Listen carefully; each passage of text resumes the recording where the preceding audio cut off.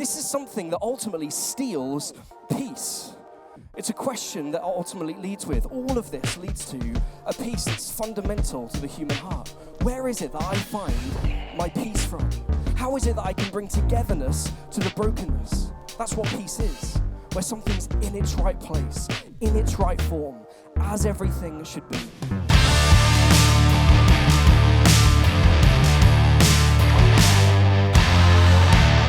I imagine that within all of our lives, we probably spend a lot of it kind of with this front screen that makes other people assume that most of the time we are mostly right. We try and kind of have everything together, or we kind of put the perception up at the front of saying, hey, most of the time, with most things that I think, in most of the way in which I lead my life, is the right thing to do, because that's what I'm aiming for, and that's what I want you to think. In reality, though, there's a different question behind the scenes that we probably live with. Not, I am always right, but instead, am I right? Am I right with how that works? I mean, is that really how things go? Is that really how I live my life? Did I have that conversation right? Was I completely honest with how that came about? Did I act sort of too aggressively or too defensively? I mean, are we raising them right? Is that right? Am I right? What does it mean to really be good? Am I always right? I mean, what does it mean to really be a good person? This is kind of a theoretical question that we probably don't ask in that way. We probably don't put it in that terminology, except we probably do inadvertently ask it and probably quite enjoy asking it in a whole bunch of different areas when it's behind a screen. Whether it's on television interviews where they're debating contentious topics, whether it's on YouTube debates, maybe even sports columns, whether it's on gossip magazines or reality TV, whether it's in newspaper columns or on the culture wars that we see on Twitter or X, whatever it's called now. We kind of enjoy that because we kind of get to ask this question from a theoretical point where we sit in the same sofa that we watch soap operas on. It's almost real, but it's not. The problems arise when we kind of have to face the muddy water in front of us that seems a little bit more clearer from a distance when it's in our own lives.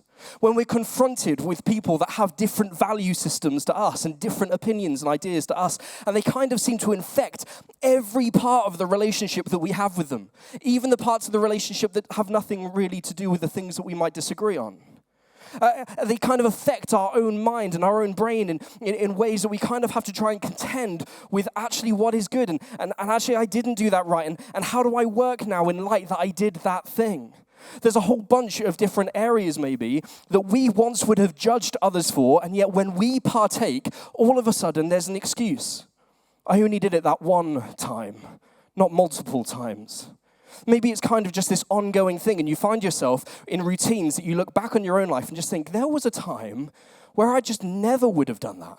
There was a time where that just wouldn't have been me. Maybe it's something where you think, well, at least I'm not them, or at least I haven't done what they've done. We excuse it, we explain it, we hide it away. And we're offered this question, well, am I right?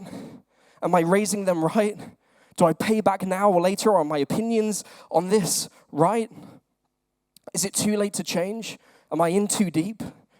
We ask the question, what does it mean to be good? Am I in the right?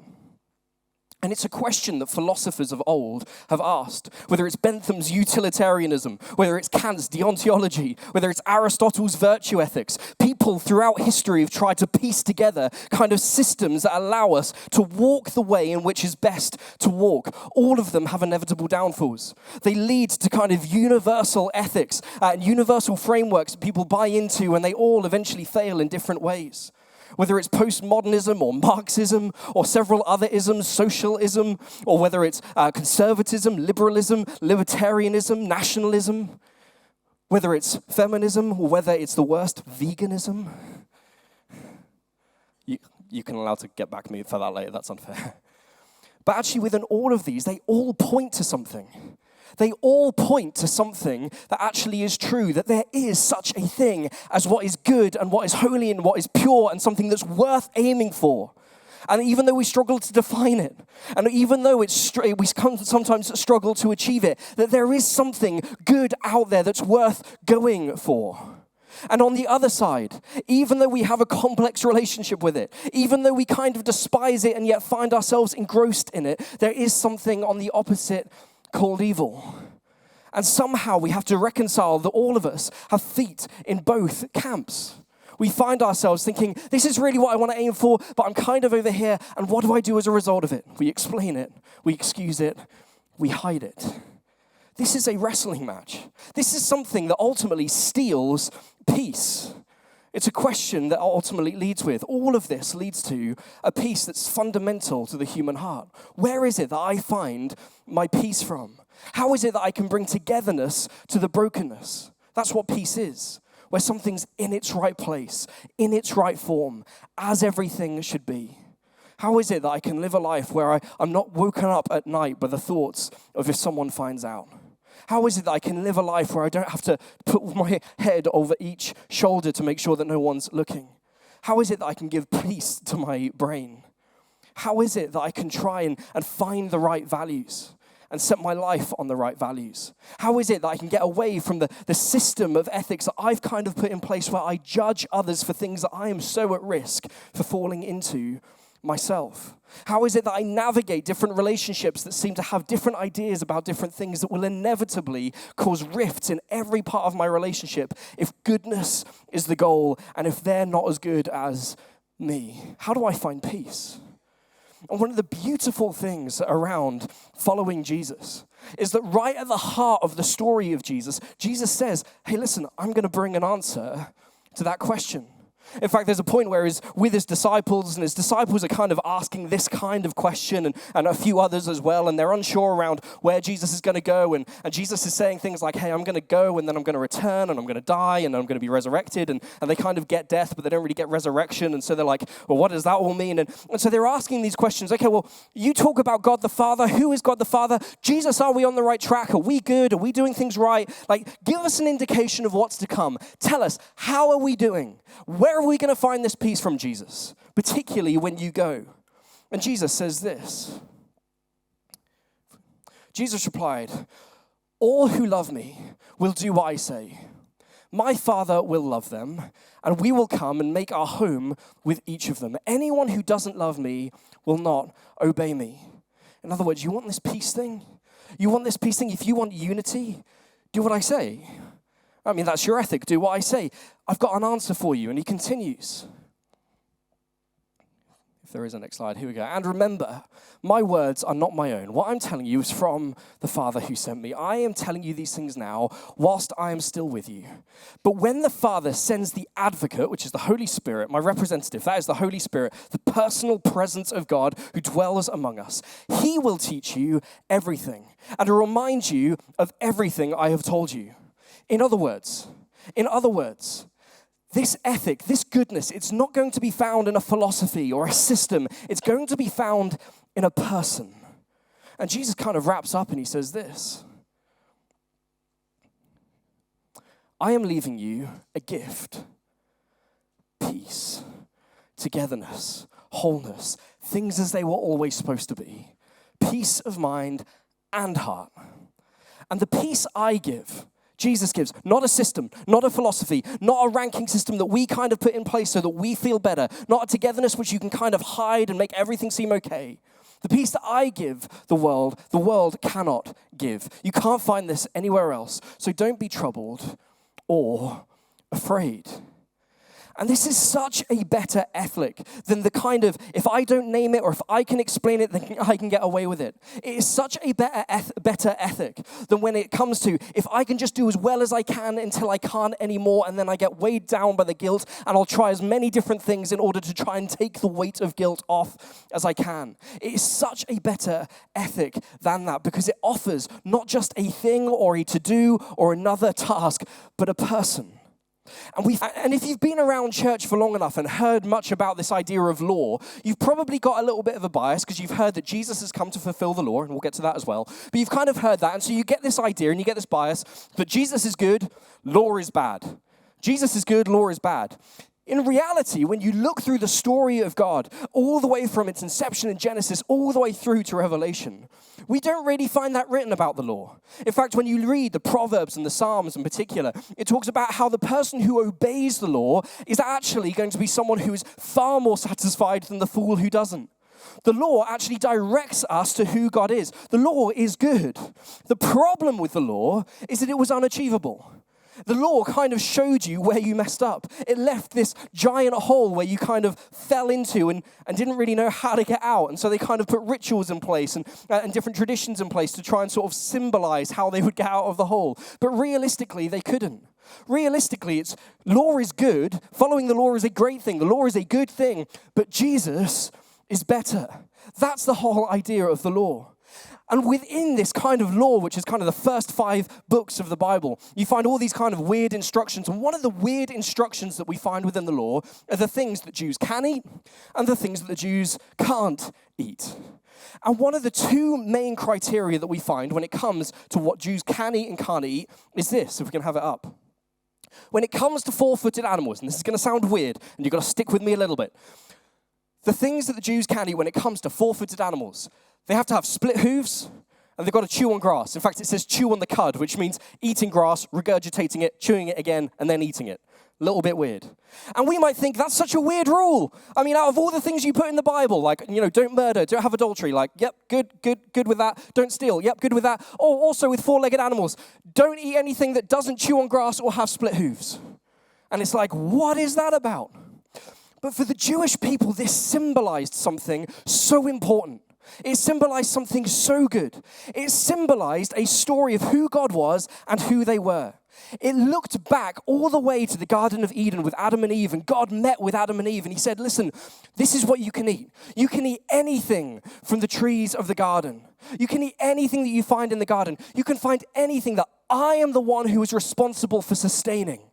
And whenever you eat from the tree of the garden, it is a reminder to you that I am the one who is responsible for sustaining you. I am your source of life. And inevitably, and you might know the story with Adam and Eve, and they eat from the one tree of the garden that God said they shouldn't, and sin and brokenness weaves itself into every fabric of the world, because that's what sin does. It never stays in one place, right? When you mess up, when you do wrong things, it weaves into every part of your life, including the way in which they ate food. And so like one of the next stories along in Noah, God speaks to Noah and says, hey, listen, you now have to work for your food. You now have to kind of toil for that. You now have to try and work for the things that you're going to eat. And God, being God, says, I'm now going to permit you to eat animals. Hooray. But there's a catch. The animals that I want you to eat have to chew on grass and they have to split hooves. Ways in which you can guarantee these animals are animals that feed on the source that I am responsible for feeding. One step removed. One step removed. I'm going to make it as easy as it is eating fruit from the garden. But it has to be one step removed. Every time you eat from a cow or a sheep, it is a reminder to you that I am still the one who's in control. I am still the one who is the source of your life. I am still the one who is ultimately going to replenish you and refresh you and rejuvenate you. I'm the one who's in control. I am your life source. And so on one side, there were kind of cows and sheep that you could eat, and on the other side, there are pigs who kind of eat everything, and other animals who kind of go away and eat a whole bunch of different stuff. And God says, hey, whenever you eat this, it reminds you that I am the source. So it makes sense when all of these animals and all these reptiles are sort of presented in front of Peter in this big sheet, that Peter looks at this and says, God, ain't falling for this one. Ain't falling for this one, God. I've read your law. I'm a Jew. I keep to your law. I do all the right things. I do all of the good things. I mean, I don't eat that and I don't eat that. I'll eat that and I'll eat that. But I'm not touching all of that stuff. And Peter says this, surely not, Lord. I've never eaten anything impure or unclean.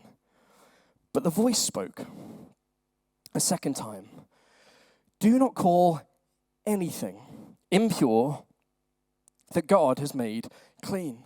You see, as it comes down from the sheet, it's like, hey, all of this is clean. All of this comes from God. That stuff's symbolic. It's supposed to tell you that I am your provider, and somehow you've lost that somewhere, and you've sort of seen it as a purity or impurity kind of thing. And again, we might think of this as ancient and abstract and weird and Bible-y, but it speaks to you and me too. Because for each of us, we kind of see things as purity issues. Well, that's good and that's bad, and I'm going to do good, and as long as I do good, that's good, and when I do bad, I'm going to try and explain it and cover it up. And God says, listen, if that's your way of living, if that's your ethic, if you're going to judge other people by that ethic where you can do as well as you can and there are people above you and below you, you are eventually going to fall down. Because this is not a purity issue. This is a source of life issue that I need you to remember. You need to come back to me. The voice spoke, do not call anything impure that God has made clean. And this happened 3 times, and immediately the sheet was taken back up to heaven. And Peter doesn't kind of get this straight away. He kind of is like, okay, well, what was that all about? And then as he's thinking this, those messengers arrive. And we find this. Whilst Peter was wondering about the meaning of the vision, the men sent by Cornelius found out where Simon's house was and stopped at the gate. They called out asking Simon, who was known as Peter, had 2 names, a bit more confusing as well as a weird dream. Peter was staying there. Whilst Peter was still thinking about the vision, the Spirit said to him, Simon, 3 men are looking for you. So get up and go downstairs. Do not hesitate to go with them, for I have sent them. And so Peter sort of leaves with these people and goes and finds Cornelius. And as he enters Cornelius' house, he kind of like, Cornelius comes up to him and he falls to the floor. As Peter enters the house, Cornelius met him and fell at his feet in reverence. But Peter made him get up and said, stand up, he said. I am only a man myself. This isn't about me. This isn't about the laws that I've kept. This isn't about me being above you. This isn't about everything that I can do. This isn't about what I've hidden and what I haven't hidden. This is Peter who denied Jesus 3 times as Jesus died, who recognized that it was such a good thing that it didn't rely on him anymore. And he enters in and he says, listen, we're on the same level here. We're all messed up. I'm as good as you are, even though I have all of this tradition, even though I've kept to a whole bunch of laws, even though you don't understand even half of that, you don't stoop down here. I'm just a man. But I know where you can find an answer, and it's not in a what, it's in a who. It's not in a what, it's in a who. I'm only a man myself. And whilst he was talking to him, Peter went inside and found a large gathering of people. And he said to him, listen, you are well aware that it's against our law for a Jew to associate or visit a Gentile. But God has shown me, actually it's a source issue. It symbolizes something even more. I'm the one who's going to give you life. I'm going to be the one who gives you grace. But God has shown me that I should not call anyone impure or unclean. This is not a goodness issue. This is a grace thing. If you live your life in a way that says, okay, I'm trying, I'm covering up, and it doesn't come from this idea of, hey, Jesus, I just want to be close to you. When it comes to the moral dilemmas, you may be right in a whole bunch of different arguments that you construct. But the way in which that gets outpoured doesn't help the world. Think about where Peter was on the eve of this moment. Peter, he wasn't constructing an argument in his head for a debate that he probably was never going to have. You didn't find him on Facebook and Twitter finding people that he disagreed with just so he can be like, no, I'm not going to like that one. You didn't find him in a whole bunch of different areas where he was trying to be better and learn to do good. You find him on the roof, praying to his Father in heaven, seeking closeness. And it was in that place that God said, listen, this is who I am. I'm the one you rely on. I'm the one you can come to. I'm the one who makes it okay when nothing else is okay. I'm the one who gives you grace. I'm the one who sent Jesus and ultimately to take away the sin, the brokenness, and the pain of the world. And your response to that should be to go and tell others. This isn't a goodness thing. This is a grace thing. And we find this in other moments as well with, it's not about a what, it's a who. For so many of us, we've heard this before, and we may have ingrained it in our lives, and it's kind of become like a lullaby for us. But the way in which we act still spends so much time trying to make sure that everything on the front looks like it's all pieced together. We hide the garbage behind us. When it comes to the response of those who perhaps disagree with us, it's a matter of how much can we get right so that they look wrong. And actually, Jesus says, listen, It's not about a what, it's a who. When you wrestle with moral issues, our first response is Jesus. Our first response is his word. Our first response is looking at actually who the God of heaven is and who he calls us to be. And in those moments, it is like a wrestling match. It's not a get out of jail free card in the sense that we don't have to work, because there's something about that kind of says, listen, we need to kind of die to ourselves a little bit. There are things that we like to do and want to do and like to agree with and want to agree with that God says, actually, listen, you've got to trust me that there's a better way. And when we wrestle with other people with different value systems to us, there is a level whereby through that we stand with a humility, with the knowledge that actually any of the goodness that we hold within our own lives comes from a God who has shown us grace in the first place. And we stand on the same level of others, and we point people to the direction of who Jesus is. This life-giving, grace-outpouring, guilt-relieving God who says, I am the source. This is what grace looks like.